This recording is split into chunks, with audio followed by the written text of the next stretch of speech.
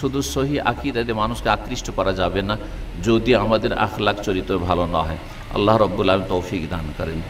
যদি মতের মিল না হয়, অনেক ফিকহি মাসলা আছে যেখানে মতের মিল হচ্ছে না, এমনকি কিছু কিছু মাসলা রয়েছে যেগুলি এমন বিষয় নয়, কিন্তু আপনি একজনের ভক্ত হওয়ার কারণে সেটাকে নিয়ে যারা সালাফি উলামা আহলে হাদিস উলামা তাদের বিরুদ্ধে আপনি লেখালেখি শুরু করে দিয়ে তাদের বিরুদ্ধে আপনি বিরূপ মন্তব্য করে বসছেন। আপনি কতটাই বা জানেন? শুধু আপনি ডিফেন্স করার জন্য অথবা আপনি কারো পক্ষ নেওয়ার জন্য এমন কিছু করতে যাবেন না। সেখানে নীরব থাকুন, নীরব থাকুন। আলেম ওলামারা সেটা সেই বিষয়গুলি বুঝবেন।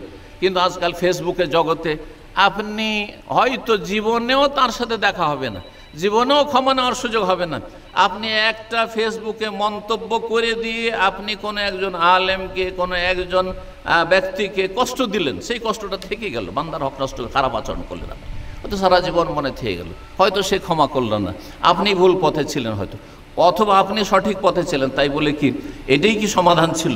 না, মোটে এইটা সমাধান ছিল না। সুতরাং আল্লাহ রাব্বুল আলামিনের কাছে দোয়া করি, আল্লাহ রাব্বুল আমাদের দ্বীনী ভাইদেরকে, বিশেষভাবে দ্বীনী বোনদেরকে যারা দ্বীনের ময়দানে, দাওয়াতের ময়দানে কাজ করছেন, ধৈর্য ধারণের তৌফিক দান করেন, ইহসানের তৌফিক দান করেন, ভালো আচরণের তৌফিক দান করেন, এবং আল্লাহ রাব্বুল আলামিন জামাতকে ভুল ভ্রান্তি থেকে বাঁচিয়ে রাখেন এবং ভালো আচরণের মাধ্যমে আল্লাহ সন্তুষ্টি অর্জনের তৌফিক দান করেন, দুনিয়া আখিরাতে সার্বিক কল্যাণ দান করেন।